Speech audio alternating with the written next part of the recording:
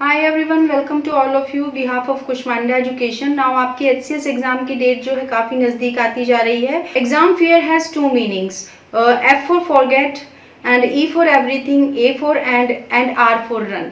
और दूसरे शब्दों में कहें हम तो F for face, E for everything, A for and R for rise. So the choice is yours, आप इसको किस तरह से लेते हैं। So don't worry, you cover all syllabus and revise very well and take proper guidance. Definitely you will successful in your exam. So जब आप exam दोगे तो सबसे पहले आपने क्या करना है, read the entire question carefully.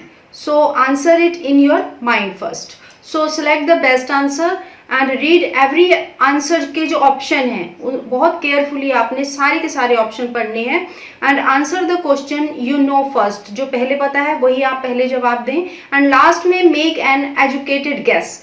और जो बिल्कुल भी नहीं आते हैं उसे आप छोड़ दीजिए क्योंकि नेगेटिव मार्किंग भी है आपके एग्जाम में। सो क्वेश्चन डिस्कस करने से पहले मैं आपको सिलेबस बता देती हूँ जो आपने हिस्ट्री के पोर्शन में कवर करने हैं जीएस पेपर 1 एचसीएस एग्जाम के लिए। सो आपने कितना एरिया कवर करना, आपने इंडियन हिस्ट्री को तैयार करना है। उसमें आपने एंशियंट हो गया, मेडिवल हो गया और मॉडर्न, तीनों एरिया जो हैं कवर करने हैं, फुल कवरेज देनी है। और उसमें आपने क्या करना है, जैसे सोशल हो गया, इकोनॉमिक पोर्शन हो गया, पॉलिटिकल पोर्शन हो गया, इसको सारा कवर करना है। और भारतीय राष्ट्रीय आंदोलन पे भी आपने क्वेश्चन तैयार करने हैं, वो मैं आगे डिस्कस करूंगी कैसे टाइप के क्वेश्चन आपके एग्जाम में आ सकते हैं। तो इंडिपेंडेंस तक आपने सारा इंडियन हिस्ट्री को कवर करना है। और so today's video we will discuss about history portion जो है हम करने जा रहे हैं। मोस्ट एक्सपेक्टेड क्वेश्चन मैं यहाँ आपको डिस्कस कर रही हूँ कि टाइप्स ऑफ क्वेश्चन आपके एग्जाम में कैसे आएंगे हिस्ट्री पोर्शन से। So let's start. आपका जो हिस्ट्री का पोर्शन है उसमें किस टाइप के क्वेश्चन आएंगे, तो हिस्ट्री के पोर्शन में आप मान के चलिए हर पोर्शन से मान लीजिए आप 10 to 15 क्वेश्चन आएंगे। तो हिस्ट्री के पोर्शन में किस टाइप के क्वेश्चन आएंगे वो हम यहाँ पे डिस्कस करने जा रहे हैं। तो पहला क्वेश्चन है, consider the following statements in the context of Indus valley civilisation, यानी सिंधु घाटी सभ्यता के संदर्भ में निम्नलिखित कथनों पर विचार कीजिए। तो वहाँ पे दो स्टेटमेंट्स दे रखी होंगी। जैसे पहली स्टेटमेंट है, it was primarily a cosmic civilisation and the religious element though present was not dominant, यानी यह प्रमुखतः लौकिक सभ्यता थी तथा उसमें धार्मिक तत्व यद्यपि उपस्थित थे वर्चस्वशाली नहीं थे, यानी इतना प्रभावित नहीं करते थे, धर्म पे टोटली डिपेंड नहीं थे। एट दैट टाइम सेकंड जो है, cotton was made in India, उस काल में भारत में कपास से वस्त्र बनाए जाते थे। अब उन्होंने क्वेश्चन क्या पूछ रखा है, वो पूछ रखा है which of the above statements is are correct, यानी उपयुक्त कथनों में से कौन सा कथन सही है या सही नहीं है। तो अब उन्होंने चार ऑप्शन दे रखे हैं, जैसे केवल एक जो है वो सही है, दूसरा गलत है, केवल दो सही है आपका, पहला गलत है, सी और 1 दोनों ही सही हैं, और ना तो डी एक जो है सही है और ना ही 2 सही है, डी ऑप्शन में दे रखा है। तो इट मींस आपने ध्यान से पढ़ना है। आप कैसे पढ़ते हैं हम देखिए वो भी मैं बताती हूँ। अब आप पढ़ रहे हो तो रीडिंग कैसे करते हो आप। यह सभ्यता मूलतः नगरीय थी, इस सभ्यता में धार्मिक तत्व के उदाहरण मिलते हैं, जैसे मातृ देवी की पूजा करना, बस यही रुक जाते हैं आप और इसी को अंडरलाइन कर देते हैं कि वो तो मातृ देवी की पूजा करते थे और धार्मिक थे। तो इससे अगर आप यहाँ तक ही पढ़ रहे हैं तो इट मींस आपको लगेगा कि वो धार्मिक जो है प्रभावित नहीं था उस टाइम, तो आप क्या कहोगे, ये तो गलत हो गया। तो आप क्या मान के चलोगे कि केवल कॉटन यानी जो है सिंधु सभ्यता के कपास में जो साक्ष्य प्राप्त हुए हैं उससे पुष्टि होती है कि सभ्यता के लोगों को कपास का ज्ञान था। तो आप कहोगे कि कॉटन का ज्ञान था, तो सेकंड वाला सही है, तो ये सही कर देते हैं। नहीं, आपने अगली लाइन नहीं पढ़ी, लेकिन ये तत्व वैदिक सभ्यता की भांति प्रबल नहीं थे। इट मीन्स वैदिक सभ्यता के कंपैरिजन में वैदिक सभ्यता में लोग ज्यादा धार्मिक थे, उनपे धर्म का ज्यादा प्रभाव था। और सिंधु घाटी सभ्यता के जो संदर्भ में क्या क्वेश्चन है कि उस टाइम धार्मिक तो थे, पूजा तो करते थे लोग, लेकिन अंधविश्वासी नहीं थे।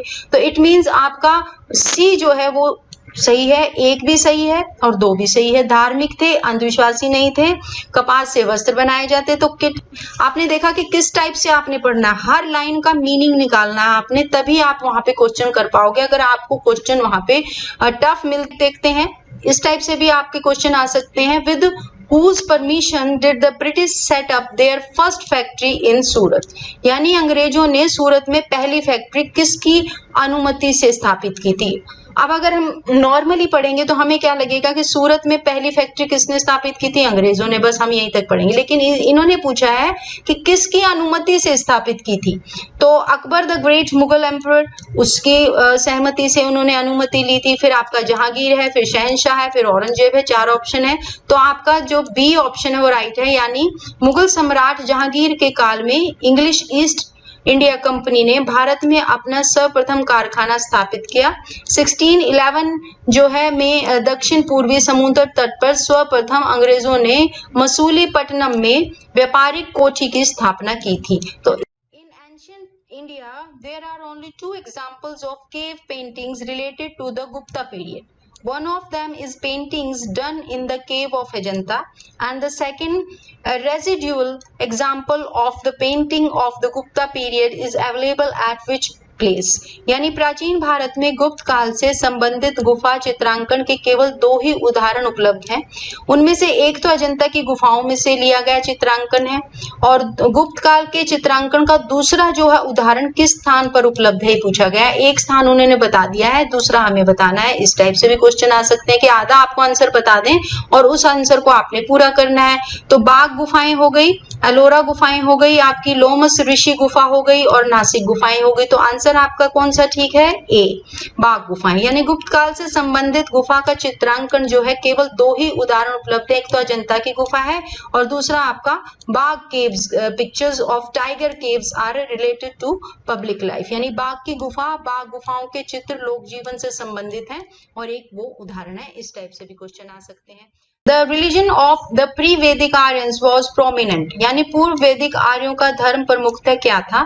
तो भक्ति करते थे, सिर्फ वो डिवोशन में बिलीव करते थे, या मूर्ति पूजा और यज्ञ दोनों करते थे, या प्राकृतिक पूजा और यज्ञ करते थे, यानी प्राकृतिक पूजा और भक्ति करते थे। तो ये आपका आंसर जो है वो सी आपका राइट रहेगा, प्राकृतिक पूजा और यज्ञ करते थे। यानी उस टाइम जो था the religion of the pre-Vedic Aryans was mainly nature worship and yajna. During this period, natural powers were humanized. The deities of the earth, the deities of the sky, etc. यानी पूर्व वैदिक आर्यों का धर्म प्रमुखतः क्या था? प्राकृतिक पूजा और यज्ञ था। इस काल में प्राकृतिक शक्तियों का मानवीकरण किया गया था, यानी पृथ्वी के देवता, आकाश के देवता इत्यादि इन्हीं की पूजा में बिलीव करते थे उस time. Which of the following accurately depicts the people of Indus civilization? यानी निम्नलिखित में से कौन सा या कौन से वे लक्षण है जो सिंधु सभ्यता के लोगों का सही चित्रण करते हैं? तो आपको 4 ऑप्शन दिए होंगे, एक ऑप्शन आपने राइट करना होगा। तो वो क्या करते थे? They worshipped both goddesses and deities, वे देवी देवताओं दोनों की ही पूजा करते थे, यानी शिव और पार्वती मान लीजिए, तो मेल फीमेल दोनों तरह के गॉड्स की पूजा करते थे। The Indus civilization is world famous for its unique and advanced town planning के लिए, and the remains of some huge buildings have been found in the remains recovered from excavations, but it is difficult to predict that they were used as temples. यानी mainly mother goddess Shiva and many type of animals and trees were adorable. The use of charioteers was the gift of the Aryans in India. यानी सिंधु सभ्यता अपनी विशिष्ट एवं उन्नत नगर नियोजन के लिए विश्व प्रसिद्ध है। खुदाई से प्राप्त अवशेषों के कुछ विशाल भवनों के अवशेष जो प्राप्त हुए उनके लिए प्रसिद्ध हैं, लेकिन इनका प्रयोग मंदिरों के रूप में होता था, ये भी हमें पता होना चाहिए। यह अनुमान कठिन है कि प्रमुख रूप से मातृ देवी शिव और कई प्रकार के पशु एवं वृक्ष आराध्य थे। रथों का प्रयोग भारत में आर्यों की देन थी। तो इस टाइप से हमें लाइन टू लाइन उनके डिटेल पता होनी चाहिए, तभी हम राइट आंसर कर पाएंगे। अब नेक्स्ट क्वेश्चन करते हैं। Every year, certain specific communities, tribes, plants, fruit, trees during ecologically important mass run campaigns, festivals. Which of the following are such communities and tribes? यानी प्रत्येक वर्ष कतिपय विशिष्ट समुदाय, जनजाति पारिस्थितिक रूप से महत्वपूर्ण मास पर चलने वाले अभियान हो गए, त्योहार के दौरान फलदार वृक्षों के पौध का रोपण करते हैं। यानी निम्नलिखित में से कौन ऐसा समुदाय है जो ये सब करता है? इस टाइप से क्वेश्चन आपको वहां पे मिल सकता है कि उसके मतलब किसी भी कोई समुदाय की हम डिटेल लिखेंगे वहां, और आपने ढूंढना होगा कि ये डिटेल जो है किस समुदाय से रिलेटेड है।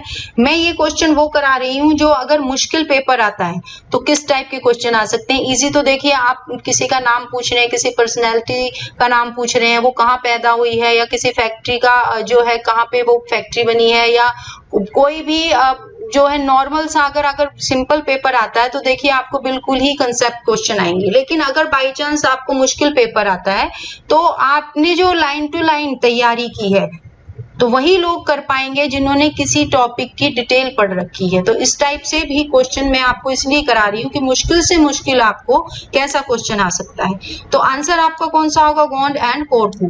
तो every year the Gond and Korku tribes plant fruit trees during the ecologically important mass campaign festival, यानी प्रत्येक वर्ष गोंड और कोरकू जनजाति पारिस्थितिक रूप से महत्वपूर्ण मास भर चलने वाले अभियान त्योहारों के दौरान फलदार वृक्षों की पौध का रोपण करते थे।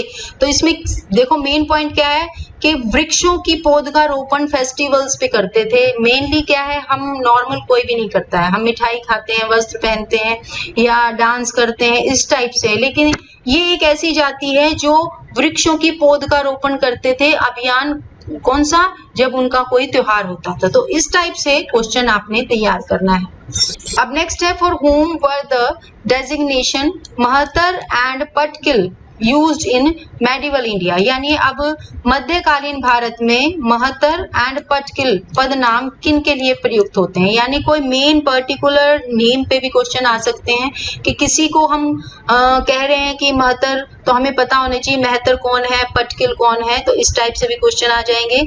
तो ये कौन होता था, ये विलेज का हेड यानी ग्राम मुखिया होता था, जिसे हम पटकिल और महतर कहते थे।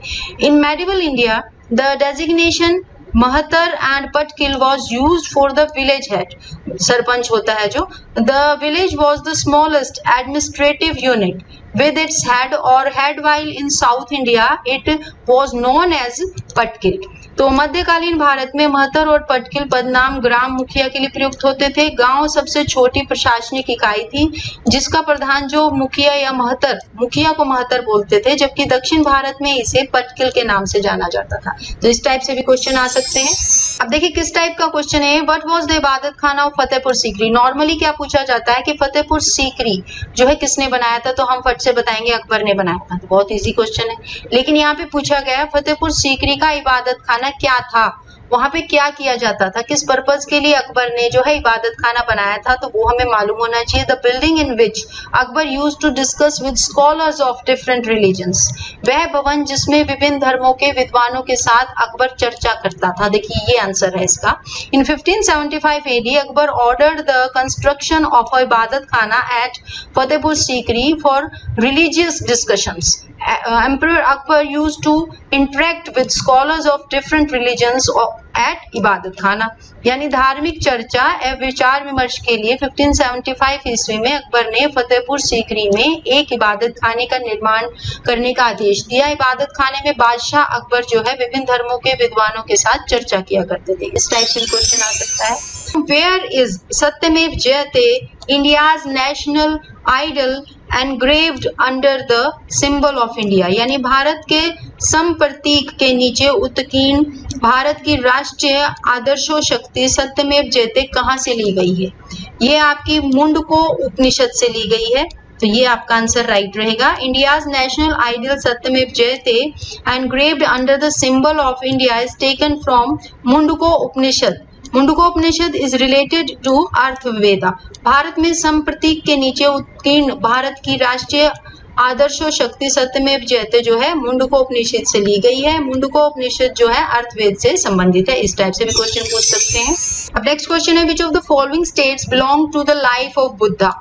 तो बुद्धा की लाइफ से कौन से स्टेट्स जो है, राज्यों में से किसका संबंध बुद्ध के जीवन से। हम ये कब बता पाएंगे, जब हमें बुद्ध की पूरी लाइफ का पता होगा कि वो कहाँ कहाँ गए। तो चार ऑप्शन दिए होंगे, अवंती, गांधार, कौशल, मगध। तो इसमें से बताना है कौन सा राज्य जो है उनके जीवन से संबंधित है। ऑप्शन आपके दिए होंगे, 1 से संबंधित है, 2 से संबंधित है, 3 और 4 से संबंधित है, या 3 और 4 से ये दोनों से ही संबंधित नहीं है। कोई भी ऑप्शन सही नहीं है। तो आंसर कौन सा ठीक है आपका, कौशल और मगध दोनों से संबंधित है, यानी 3 और 4 दोनों सही है। यानी महात्मा बुद्ध के द्वारा गृह त्याग के बाद मगध यानी गया में है जो मगध ज्ञान की वहां पे उन्हें प्राप्ति हुई तथा कौशल उनका जो प्रमुख प्रचार क्षेत्र रहा। महात्मा बुद्ध जो है अपने जीवन काल में कभी भी अवंती और गांधार नहीं गए थे, तभी हम ये क्वेश्चन राइट कर पाएंगे कि वो कहाँ नहीं गए थे, पहले वो देख लें तो आंसर आपका राइट होगा। Who established a new city on the southern bank of the tributary of the Krishna river and took the responsibility of ruling this new kingdom as the representative of the deity who was believed to have all the land south of the Krishna river belong to that deity। किसने कृष्णा नदी की सहायक नदी के दक्षिणी तट पर एक नई राज्य की स्थापना की। पर्सनालिटी का नाम पूछा गया है यहाँ पे, कौन सा वो राजा था। एंड उस देवता के प्रतिनिधि के रूप में उसने अपने इस नए राज्य का जो शासन करने का दायित्व लिया, जिसके बारे में माना जाता है कि वह कृष्णा नदी से दक्षिण की समस्त भूमि का देवता कहलाया। इस टाइप से क्वेश्चन आ सकते हैं कि पर्सनैलिटी से रिलेटेड आपको किसी राजा से रिलेटेड सारी जो है उसकी बात बता रखी होंगी और आपने उसे चूज करना है। 4 ऑप्शनों में वो किसके बारे में बता रहे हैं या किसके बारे में बात कर रहे हैं। वो था आपका हरिहर प्रथम। हरिहर प्रथम क्या था, 1336 से 56 तक एस्टेब्लिश रहा। The state of Vijayanagara town on the southern bank of the tributary of the Krishna river Tungabhadra and it builds it's first capital जो है आनेगोंडी। यानी हरिहर प्रथम ने 1336 और 56 में कृष्णा नदी की सहायक नदी कौन सी थी, तुंगभद्रा के दक्षिणी तट पर एक नगर विजयनगर की स्थापना की। इसने अपनी पहली राजधानी कहाँ बनाई, एनेगोंडी को बनाया। तो इस टाइप से भी क्वेश्चन आ सकते हैं। Now which one of the following was first created in the context of the art archaeological history of India. यानी भारत के कला पुरातात्विक इतिहास के संदर्भ में निम्नलिखित में से किस एक का सबसे पहले निर्माण किया गया था। इस टाइप से भी क्वेश्चन आ सकते हैं। यानी 4 ऑप्शन वहां पे दिए हुए हैं, कोई बिल्डिंग है और कोई मूर्ति है, तो ये बताना है कि कौन से टाइम पीरियड में जो है सबसे पहले किसका निर्माण हुआ था। तो सबसे पहले दिया हुआ है भुवनेश्वर स्थित लिंगराज मंदिर, फिर धौली स्थित शैलकृत हाथी, फिर महाबलीपुरम स्थित शैलकृत स्मारक और फिर उदयगिरी स्थित वरा मूर्ति। यानी जो आर्ट वर्क कंस्ट्रक्शन पीरियड जो लिंगराज का है सबसे पहले है, टेम्पल जो है वो 11th सेंचुरी में बना था। रॉक्ड एलिफेंट एट धौली जो है 3rd सेंचुरी BC में बना था। एंड मेमोरियल ऑफ जो है महाबलीपुरम का जो स्मारक था वो 7-8 सेंचुरी में बना था। वरा मूर्ति गुप्ता पीरियड एट उदयगिरी इस टाइप से जो है वो बनी थी। तो कलाकृति निर्माण काल में लिंगराज 11वीं शताब्दी हो गई, धौली शैलकृत जो है 3री शताब्दी हो गई और महाबलीपुरम का 7वीं 8वीं हो गई। उदयगिरी स्थित वरा मूर्ति जो है वो गुप्तकालीन हो गई। तो सबसे पहले कौन सी बनी, आपकी बनी ये 3री शताब्दी वाली, यानी धौली स्थित शैलकृत हाथी की मूर्ति। इस टाइप से भी आपको क्वेश्चन आ सकते हैं। Which one of the following books of ancient India has the love story of the son of the founder of the Shung dynasty? इस टाइप से भी बुक से रिलेटेड क्वेश्चन आ सकता है कि प्राचीन भारत की निम्नलिखित पुस्तकों में से कौन सी प्राचीन भारत की पुस्तकों में से, ये ध्यान रखना आपने, किस एक में जो है शुंग राजवंश के संस्थापक के पुत्र की प्रेम कहानी है।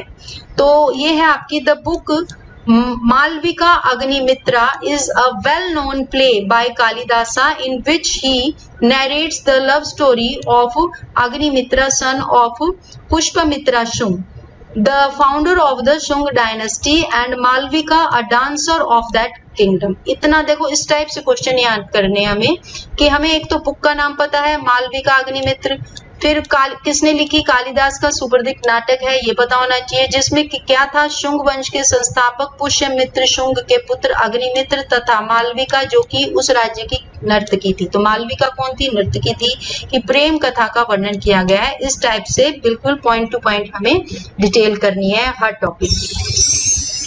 Who was the first to disparage the kingland of Emperor Ashoka? सम्राट अशोका के राजा देश का सबसे पहले विपूजन किसने किया था, उस पर्सनैलिटी का नाम बताना है।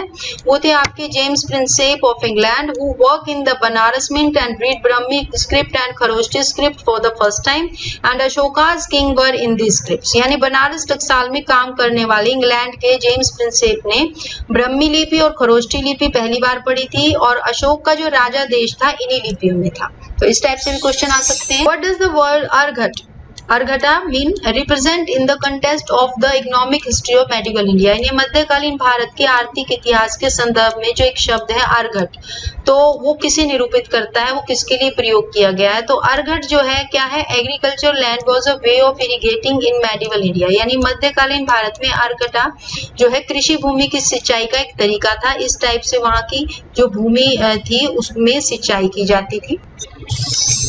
In the context of India's cultural history, it was the occupation of which of the following to memorize chronicles, dynasty, history and heroic stories, यानी भारत के सांस्कृतिक इतिहास के संदर्भ में इतिवृत्तों, राजवंशीय इतिहासों तथा वीर गाथाओं को कंठस्थ करना निम्नलिखित में से किसका व्यवसाय था। उस व्यक्ति के बारे में पूछा गया, उसे हम क्या कहते थे, तो वो था आपका मागध बोला जाता था। मागध क्या था, Magadha was a courtier and ancient India whose task was to remember chronicles, dynasty, histories और epic stories, यानी मागध जो था प्राचीन भारत में एक दरबारी था जिसका कार्य जो था इतिवृत्तों, राजवंशीय इतिहासों या महाकाव्यों संबंधी कथाओं को याद करना था। इन्हें सूत भी कहा जाता था। Now next question है which was the most important seaport in Kakatiya state, यानी कौन सा एक काकतीय राज्य अति महत्वपूर्ण समुद्र पतन था। ये था आपका मोटुपल्ली, जो एक समुद्र पतन था। Motupalli was an important seaport in the state of Kaktiya which is presently located in Krishna district of Andhra Pradesh state, and Marco Polo जो था वो एक इटली निवासी था और समुद्री यात्री जो मार्को पोलो ने काकतीय राज्य काल की समृद्धि का उल्लेख भी किया था। 13वीं शताब्दी में जो था मोटुपल्ली शिलालेख द्वारा ज्ञात होता है कि समुद्र पतन से कपूर, गुलाब जल, हाथी दांत, मोती, रेशम आदि वस्तुओं का व्यापार भी किया जाता था। Now next question है the picture of Bodhisattva Padmapani is the most famous and often painting, यानी बोधिसत्व पद्मपाणि का जो चित्र है सर्वाधिक प्रसिद्ध और प्राय चित्रकारी है। तो वो कहाँ पाया जाता है, तो केव्स ऑफ अजंता, यानी अजंता की गुफाओं में वो पाया गया है। Bodhisattva Padmapani painting is one of the most best work of painting done in the cave of Ajanta. It was executed at the end of 6th century.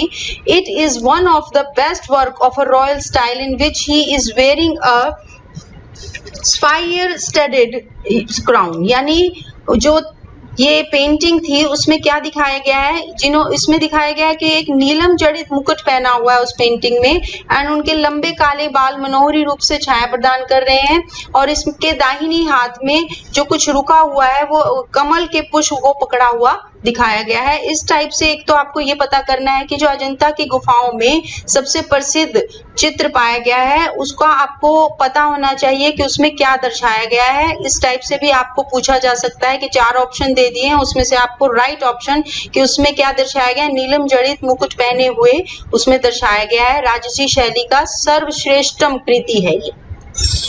Now next question है हु वॉज नॉन एज शेर पंजाब, यानी शेर पंजाब के नाम से कौन मशहूर हुआ था। सिंपल सा क्वेश्चन है, ये है लाला लाजपत राय जो शेर पंजाब के नाम से मशहूर हुए थे। इस टाइप से भी क्वेश्चन आपके पर्सनालिटी बेस आ सकते हैं। Who was the first Indian governor of independent India journal, यानी स्वतंत्र भारत के पहले भारतीय गवर्नर जनरल कौन थे, ये थे आपके Rajagopalachari.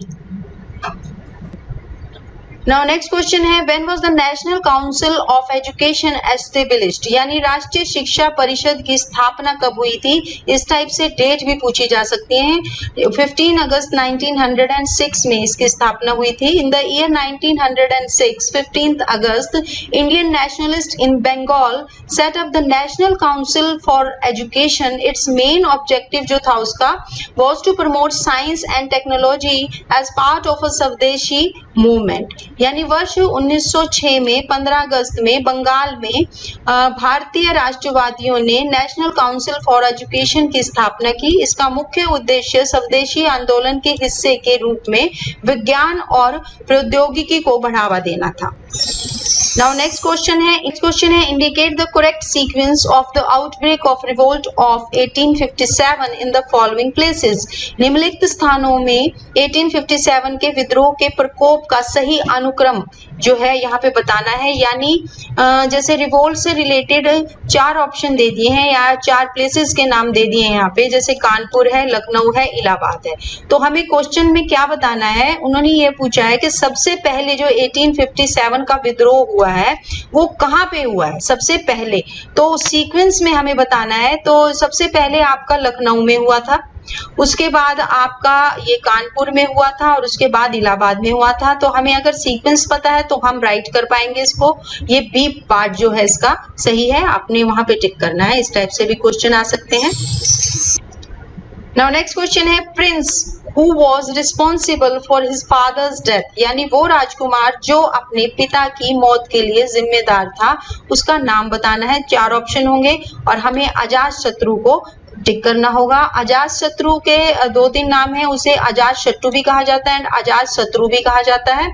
Was a king of Haryana dynasty of ये Magadh in east India. He was the son of king Bimbisara, यानी वो बिंबसार के पुत्र थे और हरियाणा का वंश के राजा थे।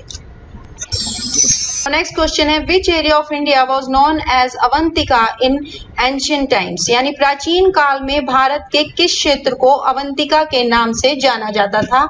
वो आपका था मालवा क्षेत्र, ये मैप में यहाँ पे है। तो द सल्तनत of Malwa was founded by Dilawar Khan Gauri, the governor of Malwa for the Delhi सल्तनत, यानी मालवा की जो सल्तनत की स्थापना थी वो मालवा के राज्यपाल दिलावर खान गौरी ने की थी। 1392 में रहे ये। तो इसका एक तो फर्स्ट और एक लास्ट का पता होना चाहिए हमें। ये लास्ट जो इस सल्तनत के थे वो थे बाज बहादुर। इतना ही हमने करना है। तो कंसेप्ट वाइज क्वेश्चन आपके एग्जाम में आएंगे। When was Vikrama era begin, यानी विक्रमा युग कब शुरू हुआ था, इस टाइप से भी क्वेश्चन आ सकते हैं। तो ये था आपका 57 BC। द विक्रमा एरा और Vikrama Samvat in Nepali calendar starting in 57 BC। तो the Vikrama Samvat calendar starts half a century before the Gregorian calendar and works on an Indian calendar cycle, यानी विक्रमा युग जो है 57 ईसा पूर्व में शुरू होने वाला नेपाली कैलेंडर है एंड विक्रम संवत कैलेंडर जो था ग्रेगोरियन कैलेंडर से आधी सदी पहले शुरू होता है और एक भारतीय कैलेंडर चक्र का यह काम करता है। नाउ नेक्स्ट क्वेश्चन है before Shimla which city was the summer capital of British India, यानी शिमला से पहले कौन सा शहर ब्रिटिश भारत की ग्रीष्मकालीन राजधानी था। ये था आपका मुरी। The summer capital of the regional government of the Punjab moved from Muri in modern day Pakistan to Shimla in 1876, यानी पंजाब की क्षेत्रीय सरकार की ग्रीष्मकालीन राजधानी जो थी वो 1876 में मुरी आधुनिक पाकिस्तान में शिमला में चली गई है। इस टाइप से क्वेश्चन आ सकते हैं। नाउ नेक्स्ट क्वेश्चन है the publication of the newspaper Bengal gazette from Calcutta was started in the year. तो ये ईयर पूछा गया है केवल। तो कोलकाता से समाचार पत्र बंगाल गजेट का जो प्रकाशन वर्ष है वो पूछा गया है। तो ये है आपका 1780। तो आपका हिक्की का Bengal Gazette was a weekly English newspaper published from Calcutta India by the Irishman James Augustus Hicky. तो हिक्की का बंगाल गजेट एक साप्ताहिक अंग्रेजी जो अखबार था जो कैलकाटा भारत में आयरिशमैन जेम्स ऑगस्टन हिक्की द्वारा प्रकाशित किया गया था and it was the first newspaper of the subcontinent and was started in 1780। It was an inspiration for the Indians to launch newspaper of their own, यानी यह पहला अखबार था जिसकी शुरुआत 1780 में हुई और भारतीयों के लिए यह प्रेरणा थी कि वे अपने स्वयं का अखबार भी लॉन्च कर सकते हैं। नाउ नेक्स्ट क्वेश्चन है Akbar's tomb is located at which of the following places, यानी अकबर का जो मकबरा है निम्नलिखित स्थानों में से किस स्थान पर स्थित है। ये आपका सिकंदरा स्थान पर स्थित है and Akbar tomb is located in Sikandra, यानी अकबर मकबरा जो है सिकंदरा में स्थित है। तो इसके बारे में थोड़ा जान लेते हैं। Though the mausoleum was completed during Akbar time itself, the top portion of the mausoleum in marble was constructed by his son Jahangir, यानी हालांकि समाधि जो है अकबर के समय में पूरी हो गई थी लेकिन संगमरमर के मकबरे का जो शीर्ष भाग का निर्माण है उनके बेटे जहांगीर द्वारा भी किया गया था। तो the टूम building is a 4-tiered pyramid surmounted by a marble pavilion containing the false tomb, यानी मकबरे की जो इमारत है एक 4 स्तरीय पिरामिड है जो झूठी कब्र वाले संगमरमर के मंडप से घिरा हुआ था। नेक्स्ट क्वेश्चन है व्हाट इज आजीविकावास, यानी सेक्शन ऑफ जैनिज्म, जिसे हम जैन धर्म का एक संप्रदाय बोलते हैं, वो आजीविकावास है। तो Ajivikas is a section of Jainism founded by Gosala मार के पुत्र, ये उसके द्वारा स्थापित किया गया है and it is recognised as a heterodox school in Indian philosophy as its preaching and teaching are mainly based on Jainism text, यानी इसे भारतीय दर्शन में heterodox school के रूप में मान्यता प्राप्त है क्योंकि इसके उपदेश और शिक्षाएं जो है मुख्य रूप से जैन धर्म के ग्रंथों पर आधारित है। Now it was the standard unit of exchange of Aryans, यानी आर्यों के आदान प्रदान की मानक इकाई क्या थी, वे आपकी काउ यानी गाय थी। Cow was the standard unit of exchange of Aryans. The reference of cow is the Rig Veda shows that the Rigvedic Aryans were predominantly pastoral people, यानी the term for war in the Rig Veda was गविष्ठी और search for cows, यानी गाय आर्यों के आदान प्रदान की मानक इकाई थी। ऋग्वेद में गाय का संदर्भ यह बताता है कि ऋग्वेदिक आर्य मुख्य रूप से देहाती लोग थे एंड ऋग्वेदिक में युद्ध का शब्द जो था गविष्ठी यानी गायों की खोज थी। स्टार्टेड साल्ट सत्याग्रह इन मध्य प्रदेश, यानी मध्य प्रदेश में नमक सत्याग्रह किसने शुरू किया, तो ये थे आपके पंडित गोविंद दास, जिन्होंने जो मध्य प्रदेश में सत्याग्रह शुरू किया था। तो salt satyagraha was launch at Jabalpur Madhya Pradesh under the leadership of Pandit Govind Das. तो पंडित गोविंद दास के नेतृत्व में मध्य प्रदेश के जबलपुर में नमक सत्याग्रह शुरू किया गया। Now next question, the first to come and last to leave India were, तो पहली और आखिरी बार भारत छोड़ने के लिए कौन थे वो पूछा गया है, ये आपके पुर्तगाली थे।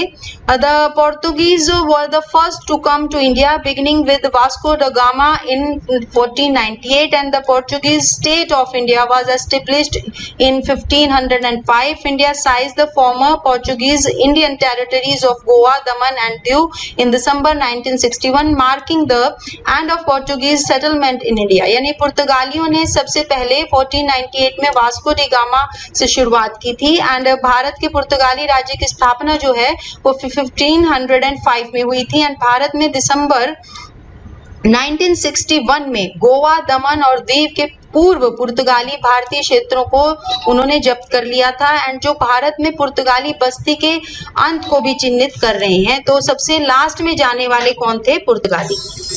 Now is often called as Hindu Luther of northern India, यानी जिसे अक्सर उत्तरी भारत का हिंदू लूथर कहा जाता है, वे कौन है, वो है आपके Ishwar Chandra Vidyasagar. Ishwar Chandra Vidyasagar was a great 19th century Bengali scholar, reformer, writer and philanthropist, yani whose ideas remain relevant even in modern India. He has devoted his life to improving the status of Hindu widow and encouraging remarriages. The outcome of these efforts was the Hindu Widow Remarriage Act of 1856. Yani that's why he has come to be called the Hindu Luther of Northern India. यानी ईश्वर चंद्र विद्यासागर जो है 19वीं सदी के महान बंगाली विद्वान, सुधारक, लेखक और समाज सेवी थे, जिनके विचार जो है आधुनिक भारत में भी प्रासंगिक बने हुए हैं। उन्होंने अपना जीवन हिंदू विधवाओं की स्थिति में सुधार और उनके पुनर्विवाह को प्रोत्साहित करने के लिए समर्पित किया था। इन प्रयासों का जो परिणाम था वो क्या था, 1856 का जो हिंदू विधवा पुनर्विवाह अधिनियम बना था वो इन्हीं के कारण बना था। यही कारण है कि वह उत्तर भारत का हिंदू लूथर कहलाने लगे थे। नाउ नेक्स्ट क्वेश्चन है, in which year and which place India's national anthem was sung for the first time, यानी किस साल और किस जगह पर पहली बार भारत का राष्ट्रीय गान गाया गया, तो ये आपका कोलकाता में गाया गया 1911 में। The national anthem Jana Gana मन वॉज फर्स्ट पब्लिकली संग on 27 December 1911 during the Calcutta session of the Indian national Congress, यानी जो बिशन नारायण डार जो है was the president of the session. The national anthem was adopted on 24th January 1950, यानी भारतीय राष्ट्रीय कांग्रेस के कलकत्ता अधिवेशन के दौरान 27 दिसंबर 1911 को पहली बार सार्वजनिक रूप से राष्ट्रगान जनगण मन गाया गया था। बिशन नारायण डार जो है सत्र के अध्यक्ष थे एंड 24 जनवरी 1950 को राष्ट्रगान जो है अपनाया गया था। नाउ नेक्स्ट क्वेश्चन है, इस टाइप से भी क्वेश्चन आ सकते हैं कि which among the following marks Mahatma Gandhi first fast undo death, यानी महात्मा गांधी के पहले आमरण अनशन के निम्नलिखित अंकों में से मतलब जो 4 ऑप्शन दिए गए हैं वो सबसे पहले जो उन्होंने आमरण अनशन स्टार्ट किया था वो कहाँ पे किया गया था ये पूछा गया है। तो ये आपके जो ऑप्शन दिए हुए हैं ये आपके खेड़ा सत्याग्रह है एंड चंपारण सत्याग्रह है एंड अहमदाबाद मिल स्ट्राइक्स है एंड जलियांवाला बाग जो त्रासदी है वो है। तो इसमें से आपने राइट ऑप्शन चूज करना है और वो है आपका option C, Ahmedabad mill strikes.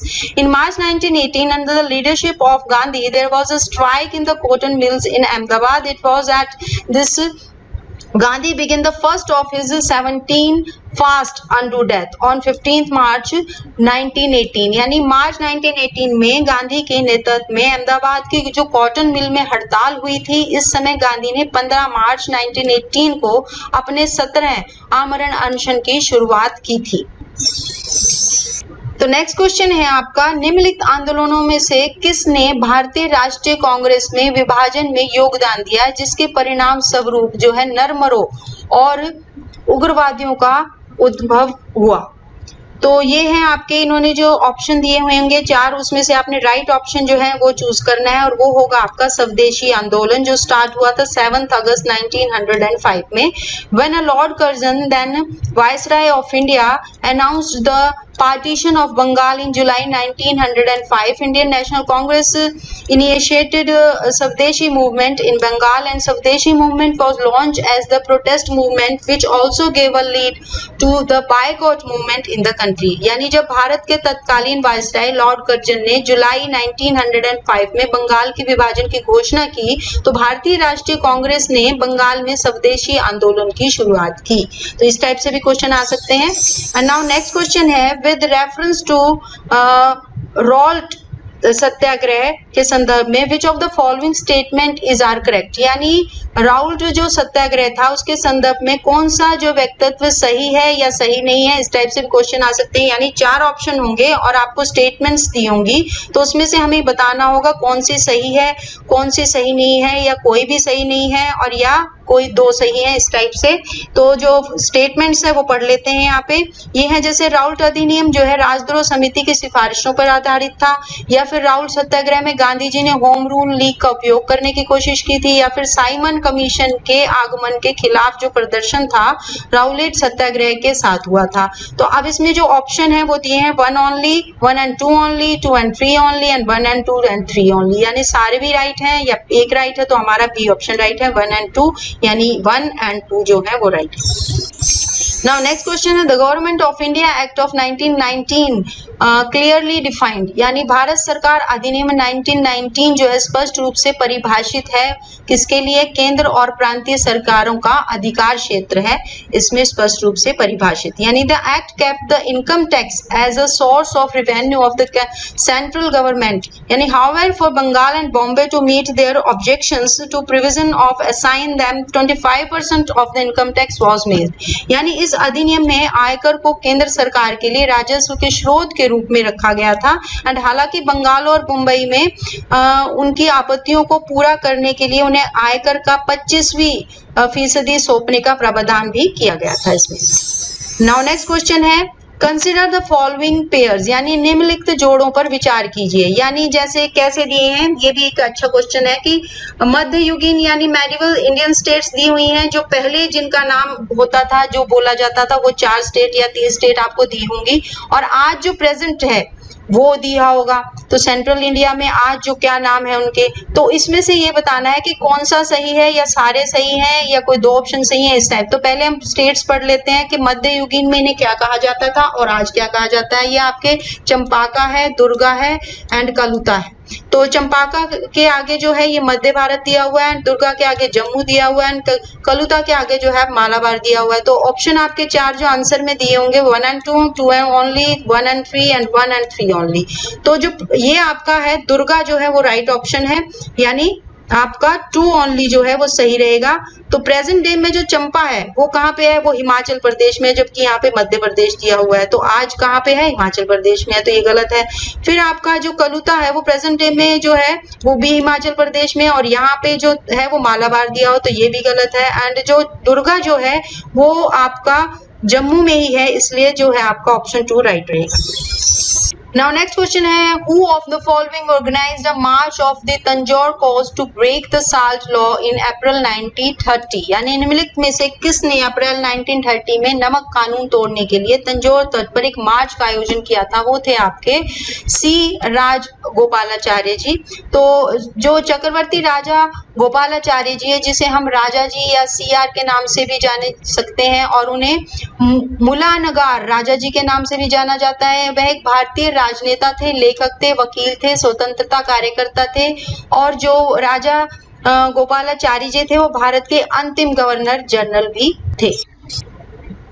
अब हिस्ट्री के इस पोर्शन में आपको कुछ इस टाइप के भी क्वेश्चन पूछे जा सकते हैं, जो आज भी जहाँ पे कार्य चल रहा है खुदाई का, या पे आज भी जहाँ पे हमें साक्ष्य प्राप्त हो रहे हैं हड़प्पा साइट्स के, तो इस टाइप से क्वेश्चन आ सकता है। जो न्यूज में है वो है आपका, जैसे who is the one of the 5 largest Harappa site and is so for the most dominant archaeological sites in India of Indus valley civilisation, यानी कौन 5 सबसे बड़े हड़प्पा स्थलों में से एक है और अब भी जो है सिंधु घाटी सभ्यता के भारत में सबसे प्रमुख पुरातात्विक स्थलों में से एक है।